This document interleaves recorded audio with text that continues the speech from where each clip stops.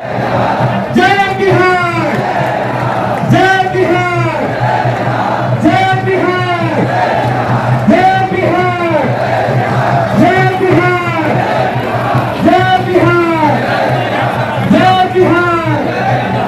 18 महीने हो गए और 18 महीनों में पश्चिम चंपारण रहते हुए हम लोग अभी सहरसा में पहुंचे।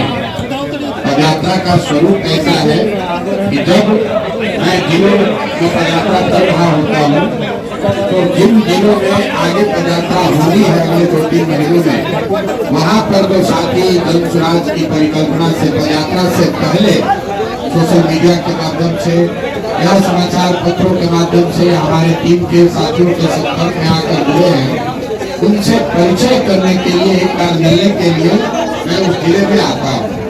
आज उसी संदर्भ में मैं कटिहार में हूँ। अभी यहाँ पदयात्रा शुरू नहीं हो रही है। पदयात्रा सहरसा के बाद मैं सुपौल जाऊंगा, उसके बाद अररिया, किशनगंज होते हुए, पूर्णिया होते हुए कटिहार पहुँचेंगे। तो यहाँ पदयात्रा आने में अभी कम से कम 4 महीने का समय और बाकी है। लेकिन बिहार में जो साथी जन स्वराज से जुड़े हुए हैं या जो यहाँ सैकड़ों की संख्या में यूथ क्लब जुड़े हुए हैं, उन लोगों से परिचय करने के लिए, उनसे संवाद करने के लिए मैं आज एक दिन यहाँ पर हूँ। इसी संदर्भ में मेरी आपसे मुलाकात हो रही है।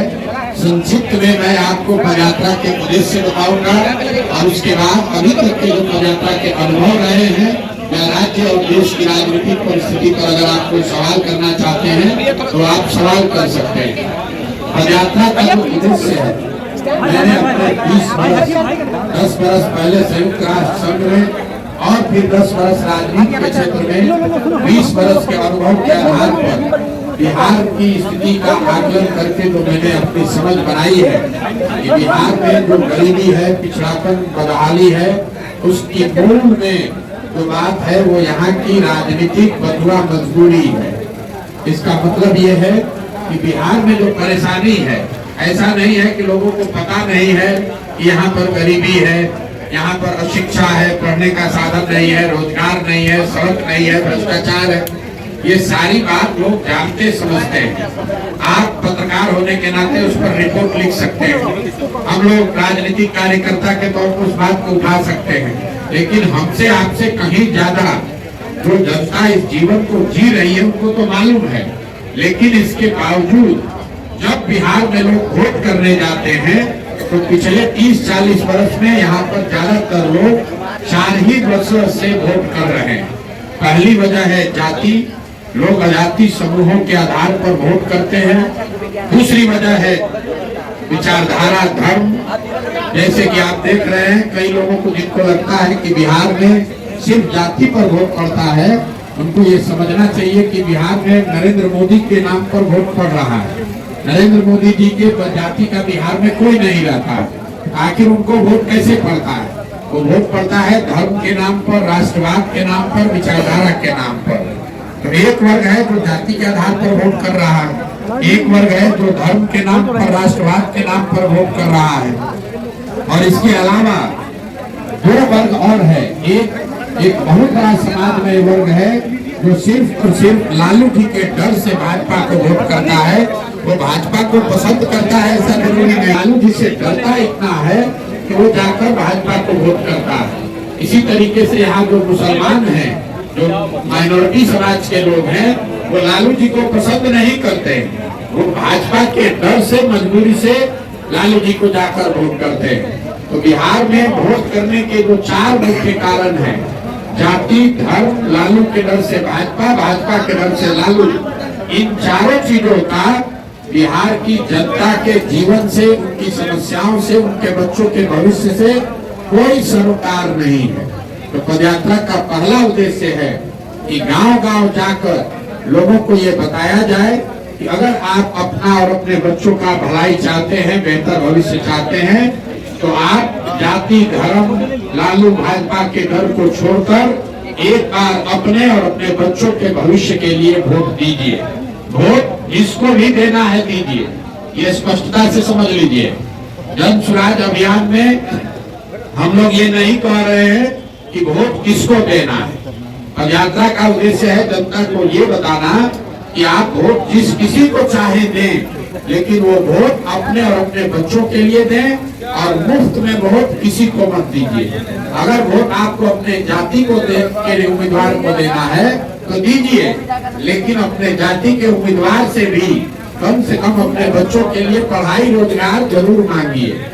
इसी के तहत इस पूरी पद यात्रा में हर 2-3 किलोमीटर पर जब हम लोग पैदल चलते हैं तो गांव के स्तर पर एक नुक्कड़ सभा, ग्राम सभा होती है, जिसको हम लोग संबोधित करते हैं, जिसमें चर्चा होती है और लोगों से ये संकल्प दिलाया जाता है लोगों को कि आने वाले समय में वो हर चीज से ऊपर उठकर अपने और अपने बच्चों के भविष्य के लिए वोट करेंगे। पद यात्रा का दूसरा उद्देश्य ये है कि बिहार में विकल्प के अभाव में, मजबूरी में भाजपा के डर से, लालू के डर से भाजपा को वोट करने वाले लोग विकल्प के अभाव में किसी गलत आदमी को वोट न करें, इसके लिए एक नया दल और विकल्प बनाया जाए। तो मेरी भूमिका उसमें ये है कि समाज के जो लोग बिहार में एक नया दल बनाना चाहते हैं उनको चिन्हित करके निकाला जाए, उनकी मदद की जाए ताकि वो लोग साथ में आकर एक नया दल विकल्प बना सके। और पदयात्रा का तीसरा उद्देश्य ये है कि अगर लोग सही तरीके से वोट कर दें, सही लोग आकर एक दल बना लें, उनका चुनाव भी हो जाए, तो भी बिहार का सुधार नहीं हो सकता है जब तक बिहार की समस्याओं को जमीन पर समझकर उसके निवारण का कार्यक्रम, उसके योजना न बनाई जाए। तो पदयात्रा का तीसरा उद्देश्य है बिहार के हर एक पंचायत का, अगर 8,500 पंचायत है तो 8,500 पंचायतों का अलग अलग अगले 10 वर्ष के विकास का योजना बनाना, ताकि वोट से पहले बिहार की जनता ये देख सके, पढ़ सके, समझ सके, मूल्यांकन कर सके कि उनके पंचायत के विकास के लिए जन सुराज की क्या योजना है, उनके पंचायत में बच्चों के पढ़ने की व्यवस्था कैसे सुधारी जाएगी, उनके पंचायत में 8,000 से 800 से 1,200 नए रोजगार के अवसर कैसे पैदा किए जाएंगे, उनके पंचायत में आज जो खाने वाली खेती है उसको कमाने वाली खेती में तब्दील कैसे किया जाएगा।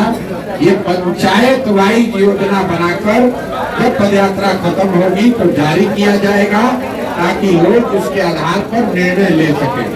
इन्हीं 3 उद्देश्यों को लेकर पिछले 18 महीनों से करीब आधा बिहार हम लोग पैदल चल चुके।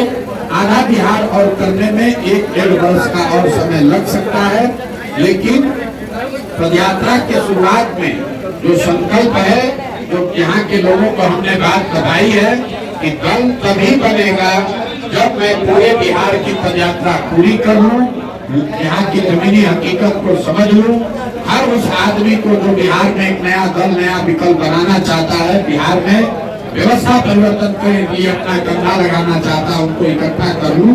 जब ये हो जाएगा तो नया दल बनेगा और उसके बाद चुनाव की बात की जाएगी। अभी तक ये जो मेरा उद्देश्य है वो आपके सामने मैंने रख दिया। पदयात्रा के जो अनुभव है या दूसरे सवाल है वो आप कर सकते हैं, मैं उसका जवाब अपनी क्षमता के अनुसार देने का प्रयास करूंगा। बहुत बहुत धन्यवाद।